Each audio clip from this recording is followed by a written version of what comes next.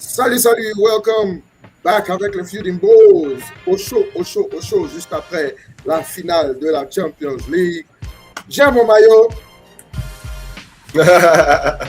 Finaliste malheureux, Arsenal, le PSG qui prend sa deuxième Champions League d'affilée. On va parler de tout ça dans cette vidéo. Comme d'habitude, les gars, merci de nous suivre. Laissez-nous un like, un big pouce, un big like. Commentez et abonnez-vous à notre page. Alors les gars, finale de Champions League, le PSG qui gagne Arsenal, qui bat l'Arsenal au tir au but après l'issue du match qui a été un partout pendant le match. C'était vraiment un clash de style. Avec beaucoup d'intensité, beaucoup de stress, en tout cas pour moi, en tout cas. Mais je pense aussi pour l'équipe aussi, parce que c'était un match très tendu. Très tendu. Et voilà, quoi, on va parler de tout ça. Et bon, on y va sans plus tarder. Vos avis sur ce match? C'était un beau match, comme tu as dit, c'était un match très, très tendu. Je pense, pour le neutre, Arsenal qui marque en premier, c'était peut-être pas la meilleure chose parce qu'on savait ce qui allait se passer après. Mais après l'égalisation du PSG, je pense Arsenal s'est dit ben bon, allons-y. Et puis après on a commencé à voir un match où deux équipes qui c'est vrai, sans peut-être créer des occasions claires, il y avait quand même une intention quand même d'attaquer, de se créer des chances, des occasions. Je pense aussi vers la fin, la fatigue. On a vu en prolongation aussi la fatigue. Et les changements aussi, tu vois, quand tu fais beaucoup de changements, 5, peut-être même 6 changements, je pense en prolongation, tu as un changement de plus. Ça casse un peu le rythme du match, donc c'est normal qu'à la fin, ça commence, c'est un peu plus difficile d'avoir le rythme pour les deux équipes. Mais je pense, voilà, on a vu, comme tu as dit, un clash de style pendant 60 minutes. Pendant 60 minutes, il y avait un clash de style, le PSG qui attaque, Arsenal qui défend. Le PSG, je pense que les deux équipes, un peu bizarrement, mais je pense que les deux équipes se diraient un peu confortables, quoi, parce que le PSG se dirait, bon, on veut avoir le ballon et on a le ballon, donc on est content. C'est vrai, on ne se crée pas beaucoup d'occasions, mais ça vient petit à petit, on va trouver quelque chose. Et Arsenal, probablement, ils se disent, nous on est content à défendre comme ça, nous, on fait ça tout le temps. C'est tranquille, on a la meilleure défense. Et voilà, le penalty vient un peu changer les choses. Et puis après, on a plus un clash, un peu de titan après ça. Mais voilà, quoi. Qu'est-ce que vous en pensez, Freddy? Ouais, un peu d'accord avec ton analyse, mais juste quelques petites divergences. Déjà, franchement, je pensais qu'Arsenal allait gagner. Franchement. Oui, moi aussi. Déjà, avec le premier but, tu te dis, oh là là, oh là là, oh là là, ils sont en train d'écrire leur histoire, là, tu vois. Ouais. Et PSG égalise, et après l'incident du penalty, je me suis dit, oh là là, ça c'est le moment. Mais bon, ouais. Il y a eu plusieurs moments comme ça, dans les deux sens, si on veut dire. Ouais, en fait, c'est pas le match qu'on espérait tous. Peut-être c'est le match que la plupart avaient prédit, un match assez fermé, assez compétitif. Mais moi, j'espérais un peu plus d'explosivité dans les deux sens. Je trouve que, ouais, les deux équipes étaient assez confortables, comme tu as dit, dans leur style. Mais je trouve que quand même, quand on regarde les stats aussi, 25% de possession, Arsenal a eu un moment... Ils ont eu des occasions, ça, il n'y a pas de doute. Mais avoir la possession, avoir un moment en deuxième mi-temps et tout, je ne suis pas sûr. Je pense qu'ils ont forcément eu des moments, mais pas en continuité pour avoir la possession et tout ça. Donc, ouais, juste cette petite parenthèse-là. Et le fait que, ouais, j'ai trouvé quand même Arteta assez brave avec les changements qu'il a fait, faire sortir Saka, faire sortir... voilà, quoi, il a fait des changements assez audacieux. Et ouais, à ce moment-là, tu te dis, ah ouais, il veut gagner le match et tout. Mais c'était quand même serré. On a vu ce qui s'est passé. Comment on dit ça même? Extra time, et puis après les penalties. Voilà quoi, ça explique vraiment la physionomie du match. Donc, ouais, en tout cas, c'est une finale classique, les finales auxquelles on s'attend. Match serré, difficile, chacun vient avec ses atouts principaux, et c'est ce qu'ils ont fait. Et franchement, dans l'ensemble, félicitations aux deux équipes, parce que ouais, c'était un match vraiment professionnel, technique, stratégique. Et voilà quoi, au final, ça pouvait aller dans les deux sens avec les pénaltys. Oui, match technique, match tactique surtout, parce que les deux équipes sont venues avec leurs atouts. Voilà, on savait que Arsenal, ça allait être la solidité défensive et le PSG, ça allait être l'impulse offensif. Si on veut être un peu objectif, on peut être un peu si tu veux, découragé par rapport à la performance du PSG, qui n'a vraiment pas eu si tu veux, cet impulse offensif là dont on attendait. Parce qu'il y a vraiment eu très, très, très peu d'occasions. Bon, c'est vrai que quand tu joues contre 11 personnes derrière, c'est très difficile de trouver des espaces. Ouais. C'était le game plan d'Arsenal. Et puis, bon, moi, en venant dans ce match, moi, c'est ce que j'attendais. Moi, j'attendais un match où Arsenal n'allait pas donner beaucoup d'espace et ce serait au PSG de créer le jeu. Bon, ils ont tenté, mais bon, il y avait vraiment pas, il y avait pas grand chose de concret de part et d'autre. Bon, là, on parle, mais quand on voit les stats, on voit, bon, c'est vrai, 72% de possession de balles, mais comme vous l'avez dit, c'était vraiment Arsenal qui était confortable aussi défensivement. Ils étaient assis, et bon, le PSG était réduit à des tirs de loin, à des trucs. Bon, ça, Arsenal prenait ça tout le temps, à des centres et tout ça. Bon, ça, Arsenal était vraiment confortable par rapport à ça. D'une autre part, Arsenal, offensivement, bon, c'est vrai qu'à part la contre-attaque où Havertz marque, très beau but d'ailleurs. Ouais, vraiment très beau but. Où Havertz marque, Arsenal, ils n'ont pas montré grand-chose offensivement. Bon, je suppose que c'est le fait d'avoir un but très vite qui les permet de s'asseoir, mais offensivement, à part ça, ils n'ont pas vraiment montré grand-chose pendant, comme Thierry l'a dit, au moins 60 minutes, tout ça. C'était vraiment subir et accuser le coup, si vous voulez. Mais dans la physionomie du match, bon, il y a eu des parties où il y a eu des décisions un peu litigieuses de l'arbitre. Comment vous avez trouvé l'arbitre? Parce que moi, je l'ai trouvé assez bad, par exemple. L'arbitre, moi, franchement, je me suis dit au final, il a quand même bien équilibré le match. C'est vrai qu'il y a eu des décisions assez voilà quoi, des décisions qu'on peut contester, par exemple le penalty sur Madueke. Le fait qu'il ne soit même pas allé à la VAR, ça c'était vraiment surprenant pour moi. Je me suis dit au moins il va aller à la VAR, et moi, à première vue en tout cas, c'était un penalty. Mais après, quand j'ai revu, je vois que quand même Noni l'attrape un peu et il s'écroule un peu les deux. Et au moment même où Noni pousse le ballon, c'est fait à ce moment-là. Et puis voilà quoi. Bon, je pense qu'il y a argument pour et contre, mais je pensais plutôt que ça allait être un penalty. Il y a eu d'autres décisions, par exemple la main de Saka dans la surface. Ouais, ça, je ne pense pas qu'il y avait moyen de siffler ça, parce qu'on a vu tout ce qui s'est passé dans la Champions League jusqu'à présent. S'il avait sifflé ça, franchement, on allait avoir un remake de la CAN, sûrement, avec les émeutes. Mais en tout cas, ouais, je pense que dans l'ensemble, il n'était pas trop mal, franchement. Ouais, moi, je l'ai trouvé que dans les petites décisions, quand je dis petites décisions, on va dire faute ici et là, des trucs comme ça, il était un peu inconsistant. J'ai trouvé qu'il était un peu inconsistant. Bon, les grandes décisions, je pense que pour l'ensemble, c'était OK. Je pense que pour le PSG, il y avait le penalty.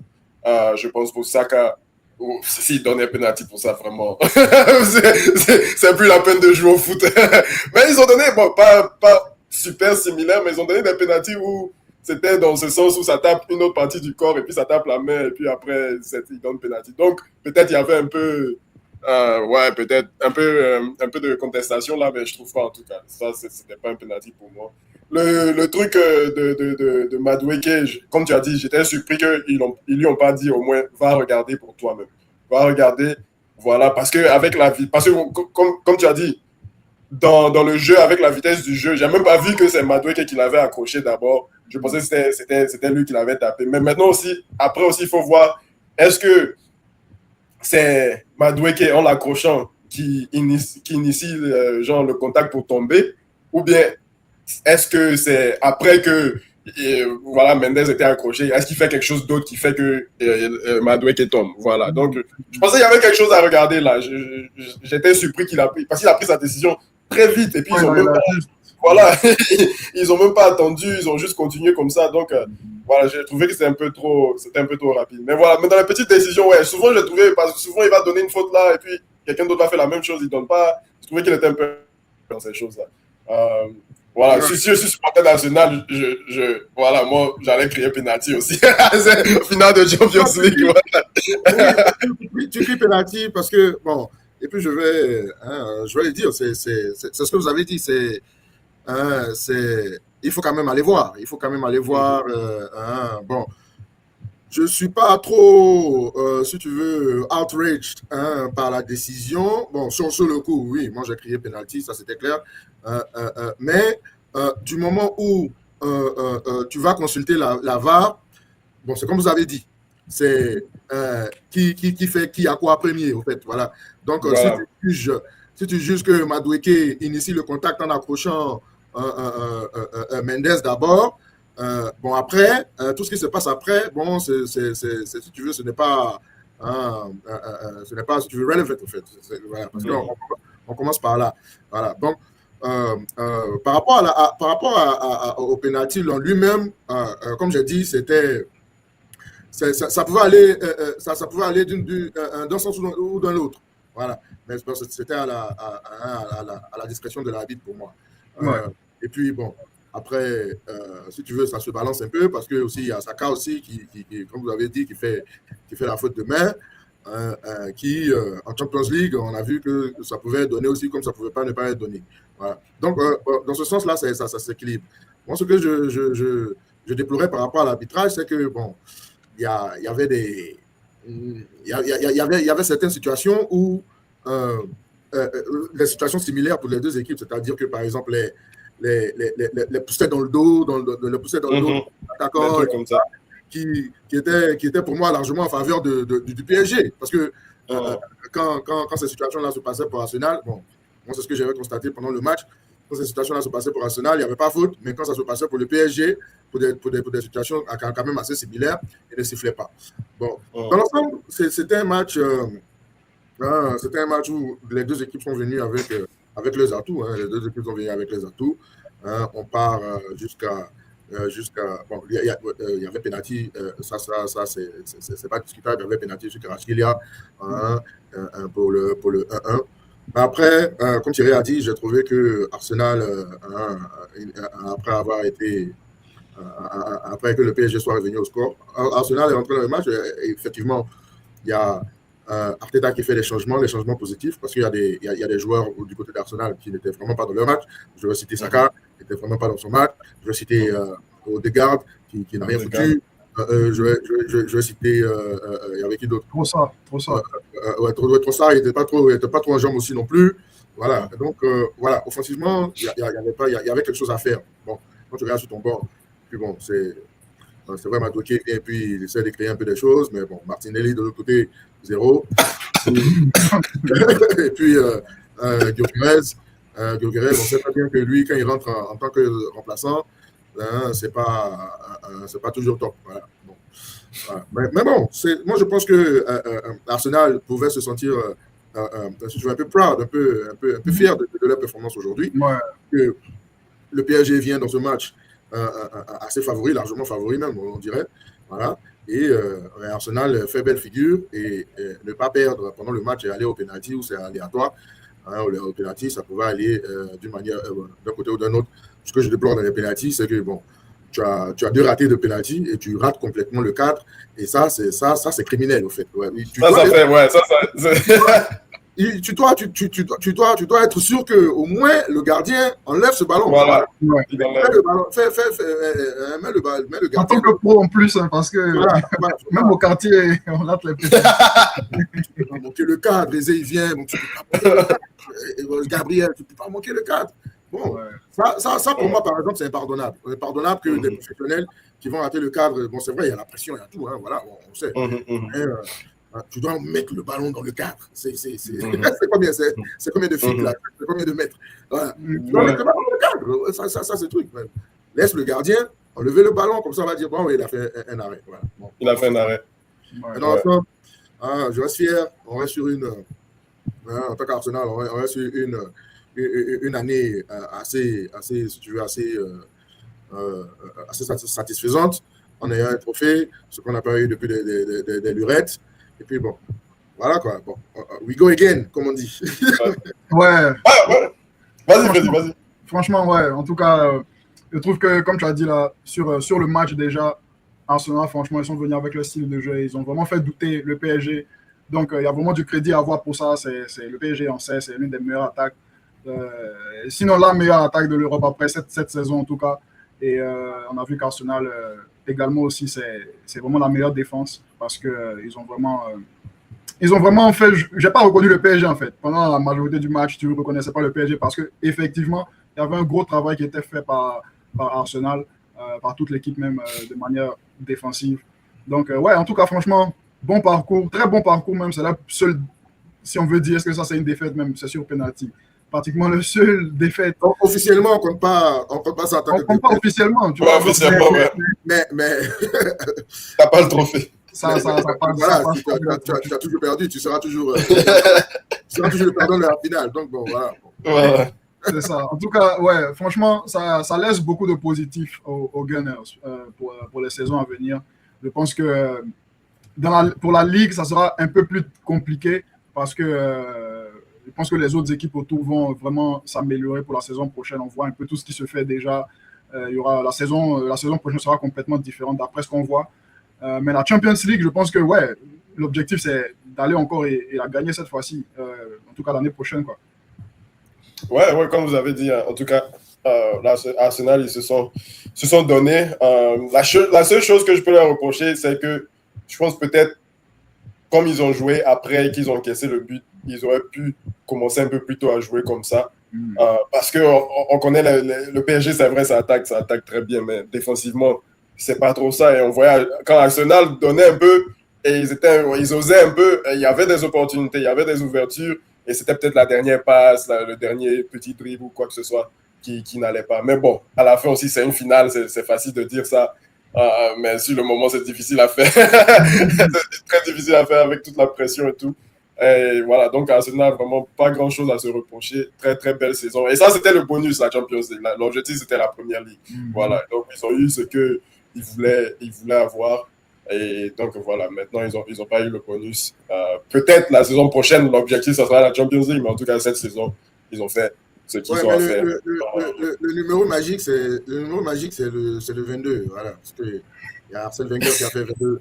Arsène Wenger qui a fait 22 ans. Si tu veux 22 ans au pouvoir, 22 ans au pouvoir. Voilà, et on prend la Ligue après 22 ans. Donc, la Champions League, peut-être, ça viendra après 22 ans. Donc, ça veut dire que la semaine prochaine, on sera grillé. Mais bon, dans 2 ans, je pense que... Dans 2 ans, il y a moyen d'avoir la Champions League. Ok, donc voilà, peut-être on vous attend dans 2 ans alors. Apparemment, le numéro magique, c'est le 22, apparemment. C'est le 22. Mais quand même, je veux dire un petit mot pour le PSG parce que 2 ans d'affilée, c'est vraiment. Voilà, c'est quoi? On a vu seulement le Real Madrid faire ça dans cette période de Champions League là. Et encore cette saison, ils ont commencé, c'était pas facile avec la Club World Cup, ils ont eu beaucoup de blessures, c'était vraiment difficile au début. Et, je pense pas que peut-être, bon, ils sont toujours favoris puisqu'ils ont gagné l'année passée, mais je pense pas qu'en décembre, il y avait beaucoup de personnes qui se disaient est-ce qu'ils peuvent gagner cette saison encore? Peut-être c'est la saison où ils vont peut-être être sur le côté un peu avant de revenir pour la saison qui suit. Et à la fin, encore la deuxième partie de la saison, ils se réveillent et le jeu revient et tout le monde commence à être en forme. Et voilà, gagner 2 fois, c'est vrai, c'est le penalty, ça peut aller des 2 côtés, mais venir encore en finale, donner une performance, c'était pas ta meilleure, mais quand même, tu vas jusqu'au bout et puis voilà, tu arrives au penalty, tu gagnes. C'est vraiment incroyable. Donc, l'année prochaine, en plus, c'est vrai, il y a Arsenal qui est vraiment top, mais il y a aussi le PSG qui est vraiment les 2 équipes, je pense, qui... Après ces 2 équipes, je pense qu'il y a un petit gap peut-être. Ouais, c'est vrai, il y a le Bayern aussi. Mais je pense que vraiment, c'est ces 2 équipes-là qui sont un peu au-dessus en Europe actuellement. Oui, ça c'est clair. Et tu l'as dit, parce que le PSG s'établit maintenant comme l'équipe à battre en Europe. 2 ans d'affilée qu'ils le font. Ils sont clairement la meilleure équipe d'Europe actuellement. Ils ont montré que ils ont montré que aussi qu'ils n'ont pas juste un style de jeu. Hein, parce que, par exemple, la deuxième match contre le Bayern, hein, ils ont montré assez une solidité défensive. Aujourd'hui, ce n'était pas trop le cas parce qu'ils avaient plutôt le ballon. Donc, forcément, ils sont vulnérables aux contre-attaques. Mais le PSG s'est tapé, franchement, comme l'équipe à battre. L'équipe à battre actuellement, au-delà de. Au-devant de toutes les grandes équipes là qu'on a citées. Et bon, le challenge pour eux, ça sera de continuer de maintenir cette avance. Et le challenge pour les autres, ça sera de trouver une solution par rapport à leur style de jeu.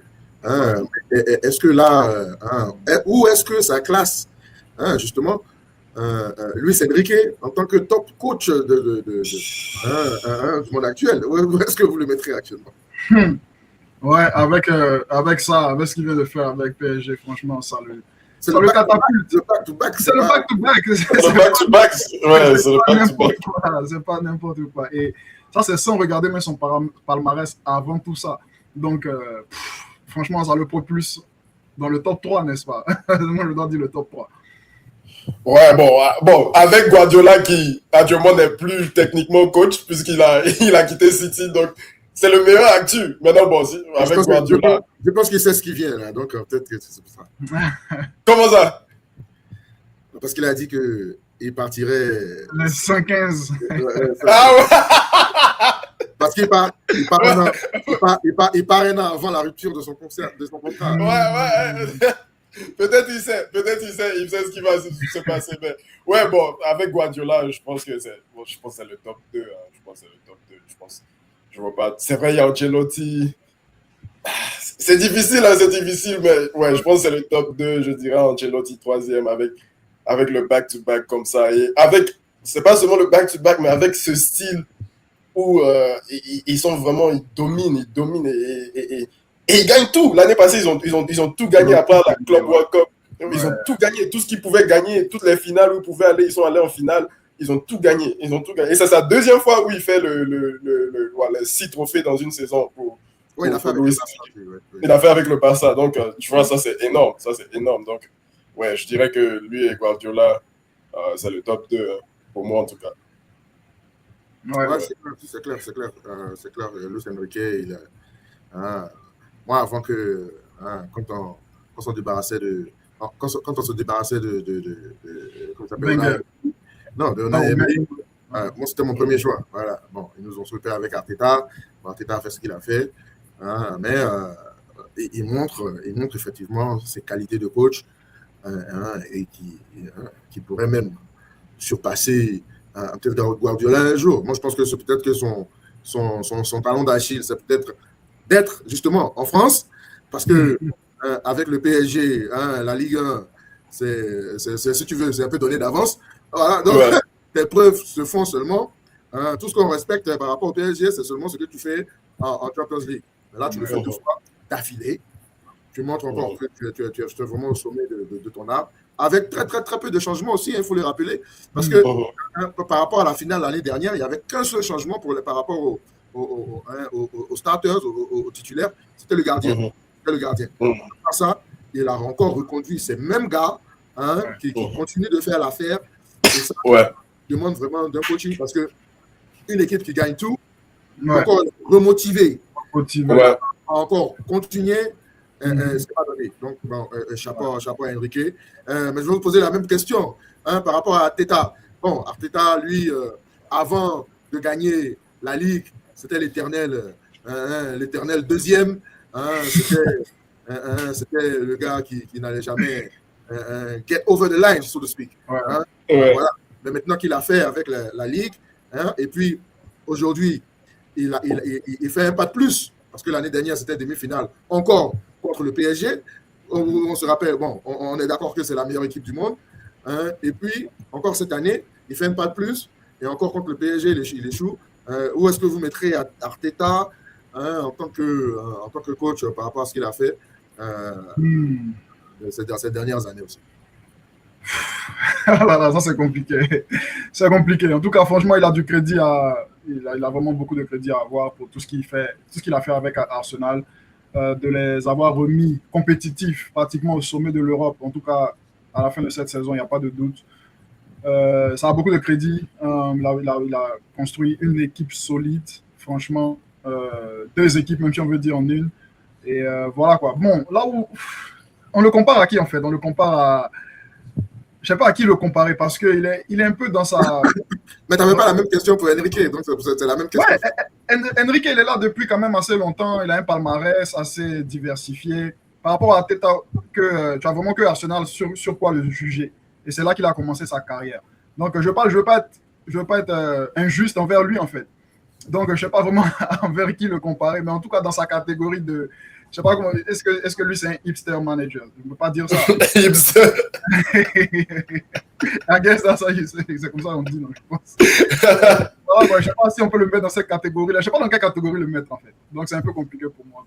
Mais en tout cas, il est vraiment là. Il s'est mis vraiment en tête de liste. Si on veut dire, par exemple, dans la Première Ligue, franchement, là, actuellement, là où Pep s'en va, c'est vraiment lui le meilleur. Parce que là, il a la Ligue et tout. Donc, je pense que c'est vraiment lui le meilleur. C'est vrai qu'il y a d'autres qui sont là avec lui, qui ont plus d'expérience. Mais avec son style de jeu, sa manière, la manière dont il a fait évoluer Arsenal et tout ça, je pense que ça lui donne vraiment beaucoup de crédit. D'être aussi dans le top 3 des meilleurs actuels. Ça, c'est dans la Première Ligue que je dis ça. Mais sinon, dans le monde entier, je dirais dans le top 10. Top 10.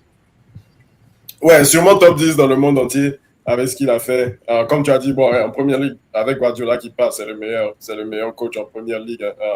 Et ouais, comme tu as dit, c'est un peu difficile à classifier parce que voilà, c'est pas son premier trophée Arsenal, mais ça a pris du temps et il gagne cette année. C'est quand même, c'est genre comment dire, un relief, quoi. C'est genre, voilà, beaucoup de tensions qui montaient et maintenant il gagne. Et voilà, maintenant tout descend et puis on peut vraiment maintenant le regarder et dire, ouais, vraiment t'as fait un travail parce que t'es arrivé à la finition maintenant. Voilà, comme tu as dit, ça serait injuste de le comparer au Enrique, au Guardiola et tout ça là maintenant. Mais en tant que, bon, pour moi, si on va dire les managers actifs, là maintenant, il est en tout cas voilà, top 10, peut-être même proche du top 5, je dirais, avec ce qu'il a fait. Et avec un peu avec de l'attente, avec de l'attente de ce qu'il peut faire avec l'équipe qu'il a bâtie. Donc, dans les prochaines années, vraiment, il y a une attente de voir Arsenal. Ouais. Bon, on ne sait jamais. Mais il y a une attente de voir Arsenal qui continue de gagner, qui continue d'arriver en finale de plein de choses. Donc, voilà. Mais je pense peut-être dans 2-3 ans, quand il a un peu plus gagné, ça sera plus facile de dire, ouais, lui, il est 3e, il est 5e, il est quoi que ce soit. Voilà. Là, maintenant, c'est un peu difficile, mais vraiment, il est up there, comme on dit en anglais. Ouais.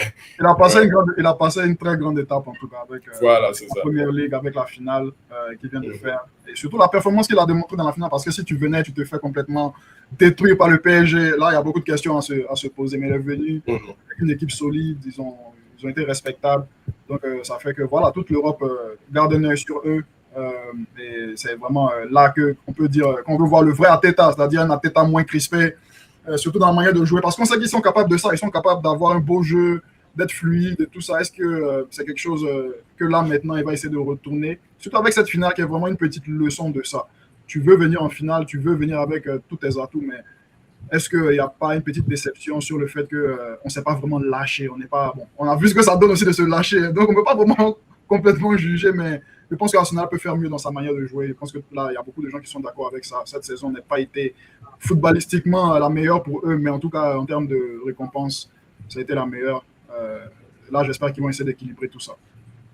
Ouais, je suis d'accord avec vous. Footballistiquement, la meilleure, on s'en fout tant qu'on gagne. Voilà. Donc, si tu gagnes, ton style footballistique, c'est le meilleur. Donc, ça, quel que soit ce que tu utilises, si ça marche pour gagner, c'est le meilleur style, parce que c'est le style-là qui gagne. Bon, bien sûr, je suis d'accord avec vous sur le fait que, bon là, moi je pense qu'avec ce qu'il a fait ces dernières années, hein, c'est vrai, deuxième, en tout cas sans trophée, on va toujours te qualifier de failure, so to speak, voilà, parce que tu gagnes rien, tu es toujours deuxième et tout ça. Bon, aujourd'hui, tu as passé le cap dans la Ligue.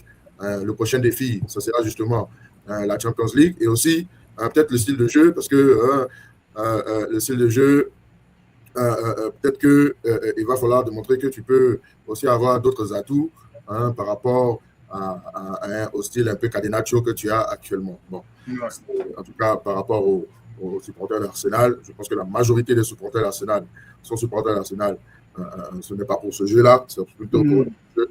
Mais bon, lui, il te dira que, bon, ouais, on a joué ce beau jeu-là pendant des années, qu'est-ce qu'on a gagné? Aujourd'hui, je joue un peu plus pragmatique et je gagne quelque chose. Donc, bon, peut-être que c'est lui qui a raison dans ce cas-là. Mais bon, moi, je pense qu'il se hisse, je pense qu'il se hisse tout doucement.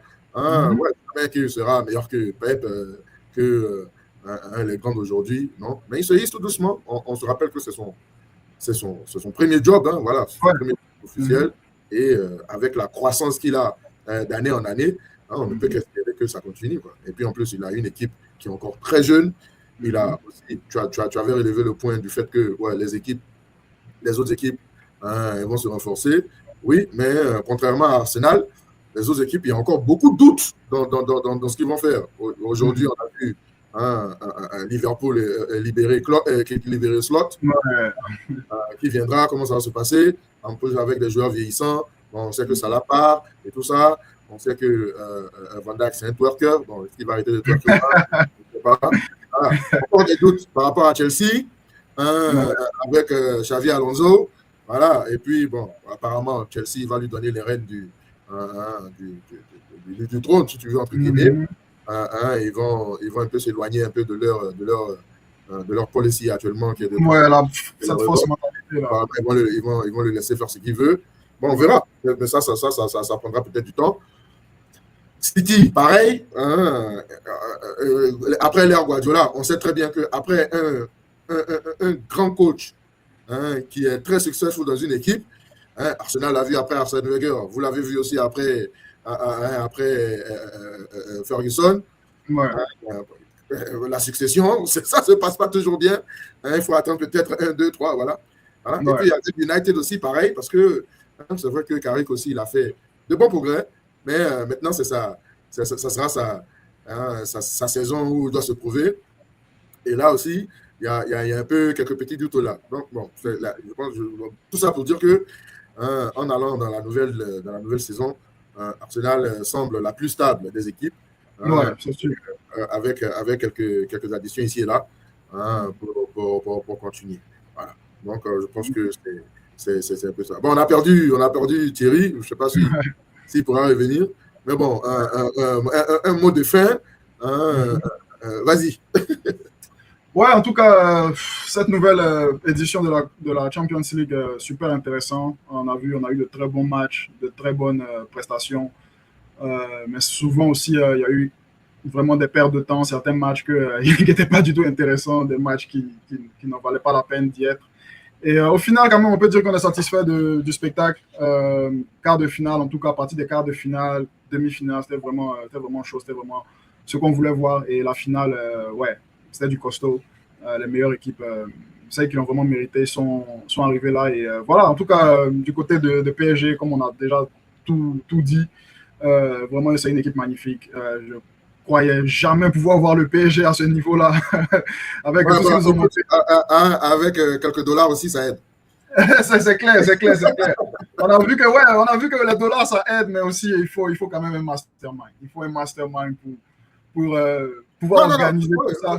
Et ce que Enrique a fait, c'est vraiment à saluer. Parce que quand il est venu, il y avait ces trois. Exactement. Il y avait déjà tout changé. Voilà, il a vraiment tout changé. Donc, c'est exactement ça. Il a fait un remaniement complet, changer la mentalité et changer vraiment la culture du club. Comme on a vu l'interview de Dembélé qui dit que si je ne cours pas, je sors, je ne joue pas. C'est incroyable. Donc, en tout cas, vraiment. Pas d'ego et tout ça, voilà. Pas d'ego, il n'y a pas d'ego. Chacun se donne au max, chacun travaille pour l'équipe. C'est vraiment admirable et on veut voir un peu ce que ça va donner encore la saison prochaine. On ne sait même pas c'est à quel moment ils vont s'arrêter parce que c'est vraiment, comme tu as dit, c'est la seule chose qu'il y a vraiment pour jouer. Pour eux, en tout cas, c'est vraiment le vrai challenge chaque saison. Donc, on espère encore les voir. La Ligue, c'est déjà donné. Exactement, c'est déjà donné. Et ouais, en tout cas, côté Arsenal, ouais, en tout cas, beaucoup de positifs à prendre de cette saison-là, beaucoup de positifs à prendre de ce parcours. Vraiment, tout se passe pas spectaculairement, parce que ce qui aurait été spectaculaire, ça aurait été d'avoir le double cette saison. Mais voilà, quoi, il n'y a vraiment pas de honte à s'en tirer de cette saison avec une première ligue. Et voilà, quoi, ils vont essayer encore la semaine pratiquement la semaine prochaine, qui sera vraiment forcément dans 2 mois. Mais avec la Coupe du Monde, avec tout ce qui va se passer, je sais que ça va passer tellement vite, on sera là en un rien de temps. Donc, rien de temps. Bah, écoute, on va finir là. Hein, beau mot de fin. Tu as vraiment résumé effectivement ce qui se passe pour les 2 équipes. Voilà, le challenge, ce sera la continuité pour les 2 équipes. C'est tout simplement ça, la continuité. Ouais. Voilà, Arsenal qui continue dans son ascendance et le PSG qui continue dans sa domination. C'est clair. Les gars, merci de nous avoir suivis aujourd'hui. Bon, Thierry, il est parti, il ne pourra pas revenir. Voilà. Et écoutez, laissez-nous un message en commentaire. Laissez-nous savoir comment est-ce que vous avez vécu cette Champions League, cette finale de Champions League. Et puis, voilà, laissez-nous savoir aussi d'où vous nous écoutez. On veut bien le savoir. Et puis, suivez-nous, continuez de nous suivre. Laissez-nous un pouce, abonnez-vous. Et on se voit dans la prochaine vidéo. Shooting Bros. Tout ça.